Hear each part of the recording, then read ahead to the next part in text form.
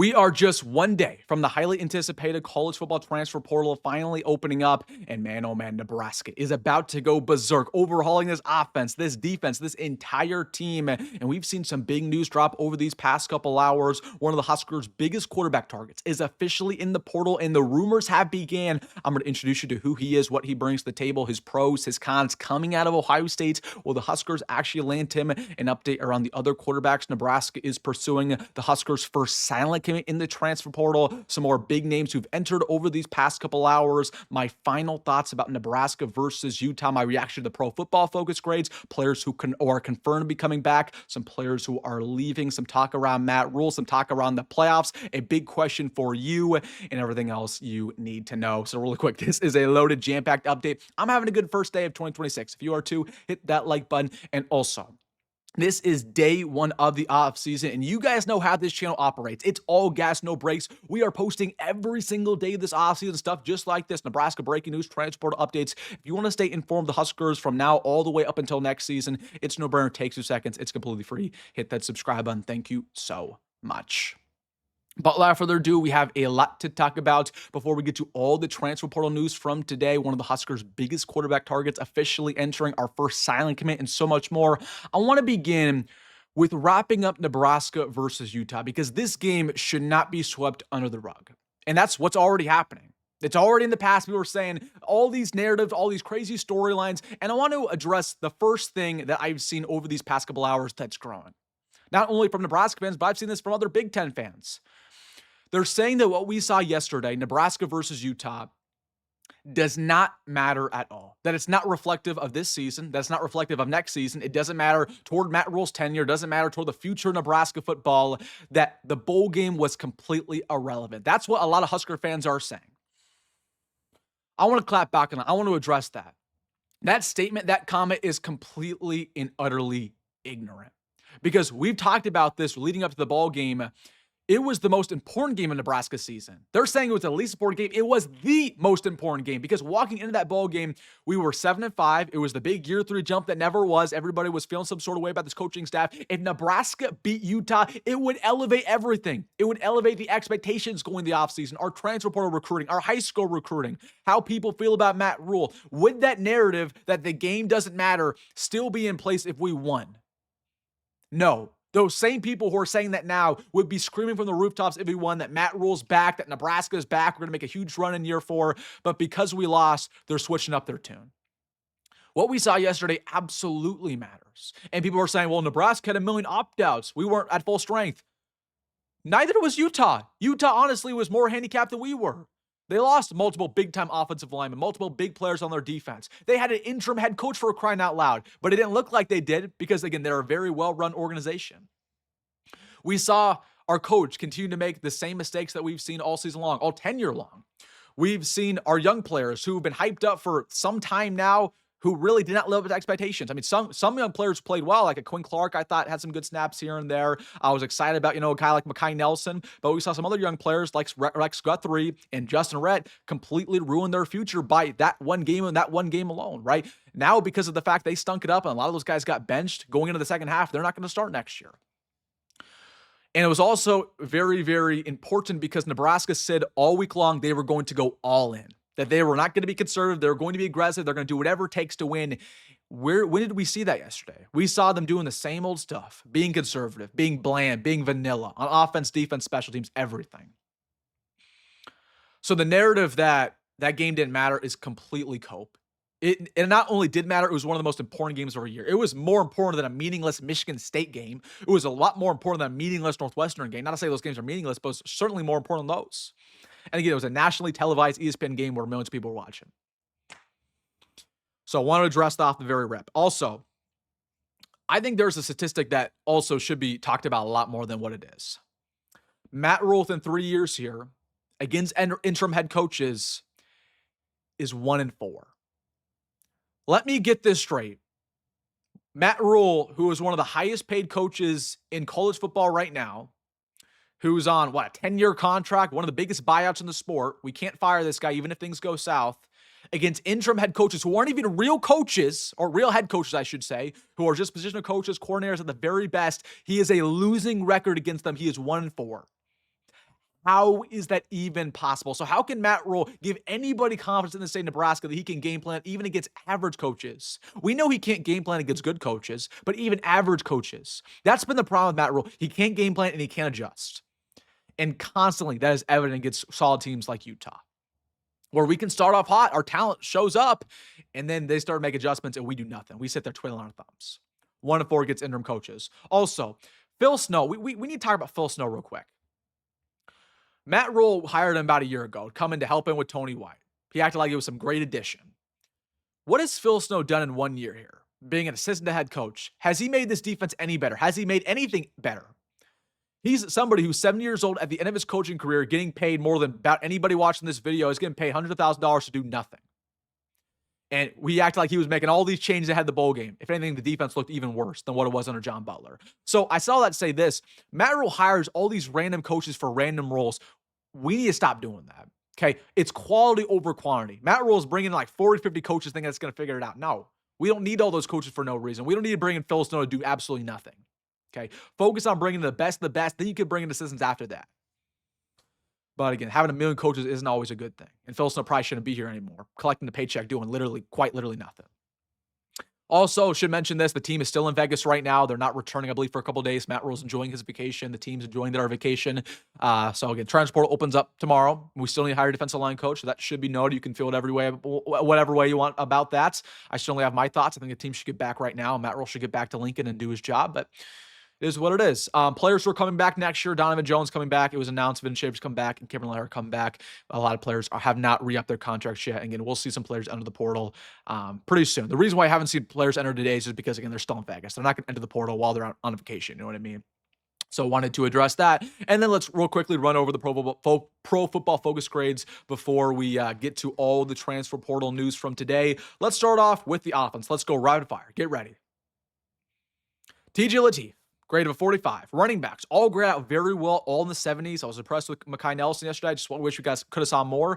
Wide receivers, all grade horrifically. Our best grade receiver is actually Quinn Clark. He also got the second most snaps, which is pretty crazy.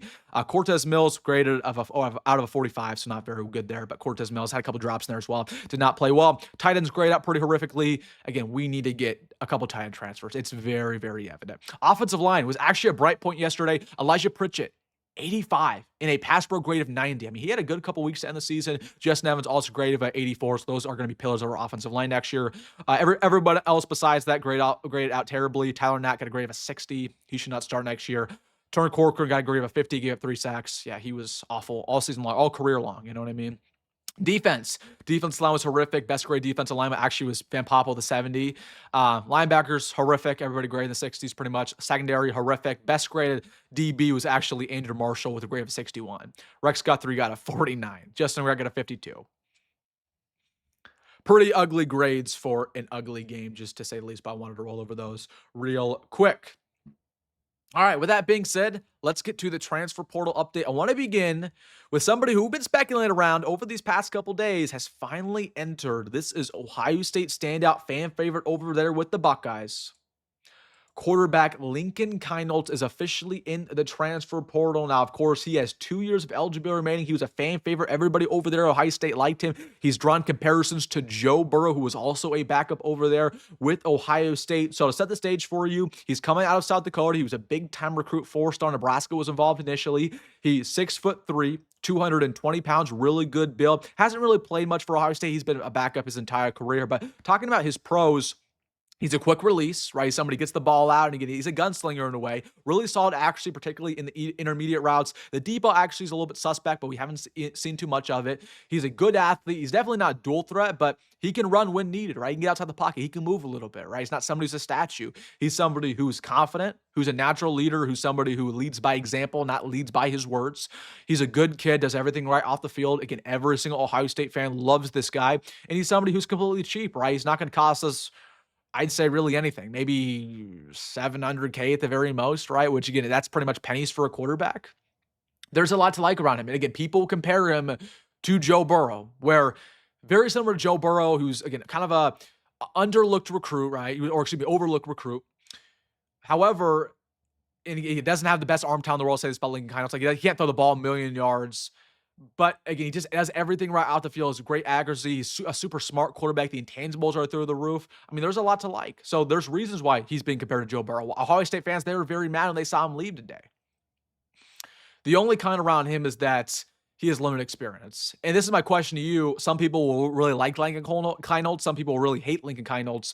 If you do not like Lincoln Keinholz, it is what it is. Tell me who you'd like more. If you do like Lincoln Keinholz, answer me this. Why do you like him more than Ian Childs? Because yeah, I could look at this either which way. I do kind of like Lincoln Keinholz, but honestly, I don't know if I'd rather have him than Ian Childs. Do you want somebody like Lincoln Keinholz who is unproven but has pretty high potential? Or would you rather take somebody who has high potential and has been proven himself and has played a lot, has over 20 career starts? To me, Aiden Childs and Lincoln Keinholz are kind of the same boat a little bit. They're both gambles, but Aiden Childs has at least more experience. I don't know, but I do like me some Keinholz. And again, there's been a lot of rumors for a long time now. Even dating back to last year, there's some rumors he was going to enter the portal. Nebraska would go after him even then. So already fan favorite. I'm sure Nebraska fans will like this guy. But again, I right now I'd rank the quarterback options as such. I'd say it's tough because they're not all good choices, right? It's pretty much Mekhi, Childs, Keinholz to this point, really. Those are the ones that have legit smoke around them. Probably would go Mekhi number 1, Childs 2, Keinholz 3, to be honest with you. To be honest. And it's a weird ranking. It's just Keinholz, him only having 2 years left is not awesome. Barely playing is not awesome. Yes, Mekhi's in the same category, but I'd argue Mekhi is less of a gamble, to be honest with you. And Childs, the reason why I have Childs ahead of Keinholz is I think Childs has a higher potential, way higher potential. And I like that he's at least has a little bit of starting experience. But again, that's just my ranking. Let me know yours down below. That's just off the top of my head. Then I want to get to a Nebraska silent commit. This is all but confirmed. We basically talked about this like 3 weeks ago, even before this guy entered the transfer portal. Of course, this is Owen Chambliss coming out of San Diego State.